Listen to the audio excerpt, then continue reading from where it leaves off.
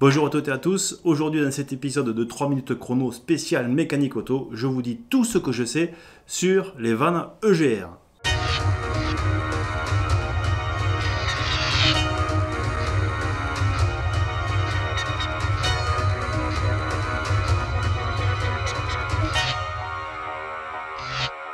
Je ne suis pas un mécanicien professionnel, mais je suis un bricoleur qui a déjà démonté plusieurs vannes EGR sur plusieurs véhicules. Et aujourd'hui, même si ce n'est pas un tuto spécial scénique, eh bien je vais vous montrer comment est fait et comment on démonte une vanne EGR sur un Scénic phase 2, moteur F9Q, 1,9 litre de 120 chevaux. Allez, c'est parti pour un 3 minutes chrono. Et pour se mettre d'accord, on va commencer par une définition de EGR. EGR, ça veut dire Exhaust Gas Recycling. Quel accent pour un mec du Sud! Et ça veut dire recyclage des gaz d'échappement en français. Alors recycler des gaz d'échappement, mais quelle idée dans un moteur à combustion, vous allez me dire? Eh bien l'explication est justement dans le moteur à combustion qui a un très mauvais rendement, qui fait que dans certains régimes moteurs, il est important de modifier la qualité de l'air qui rentre. Et là interviennent les gaz d'échappement. À bas régime, le moteur diesel n'est pas performant. Il rejette du dioxyde d'azote, du NOx. Et ça pollue et ce n'est pas performant en termes d'énergie. Alors dans les années 70, en Californie, on a eu l'idée de recycler les gaz d'échappement et de les faire revenir dans le circuit d'admission.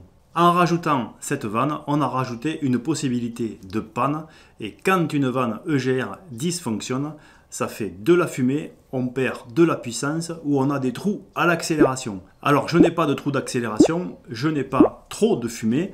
Par contre, quand je suis au ralenti, elle dysfonctionne et quand je regarde à la balise le fonctionnement des injecteurs, je vois que la carte d'injection fait des compensations de carburation. Et c'est ça qui m'a décidé à aller voir cette vanne EGR. Cette vanne EGR est souvent très peu accessible et dans le cas du Scénic, il faut démonter tout le dessous du pare-brise pour avoir accès à cette vanne.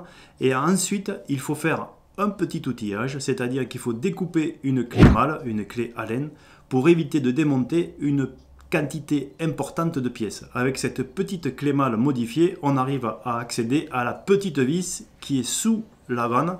Une fois que j'ai eu démonté la commande de cette vanne, je me suis aperçu qu'elle était très peu encrassée. Il y avait uniquement de la poussière, de la calamine à l'intérieur, mais rien qui puisse empêcher le fonctionnement, tout du moins permanent, de cette vanne.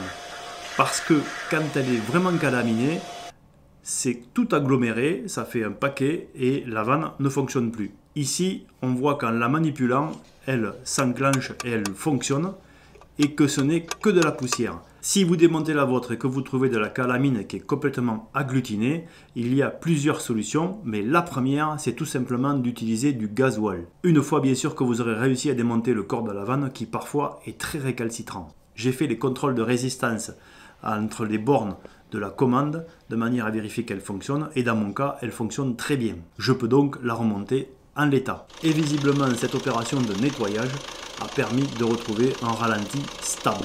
Il existe des produits qu'on met directement dans le réservoir. Je ne les ai pas testés, je ne peux pas vous dire s'ils sont efficaces. Mais dans le cas de mon Scénic, eh bien, je doute qu'ils aient été efficaces puisqu'il ne s'agissait que de la poussière. Si vous ne savez pas donc quelle est l'origine du blocage de la vanne, eh bien, n'allez pas mettre des produits dans le réservoir, c'est inutile. Pour le démontage, le remontage et le nettoyage de cette vanne, j'ai passé 2 heures. Donc je n'ai eu qu'à souffler et à passer l'aspirateur pour aspirer toutes ces poussières et c'est reparti comme si elle était neuve. Je le redis donc, cette vidéo n'est pas un tuto détaillé pour réviser une vanne EGR.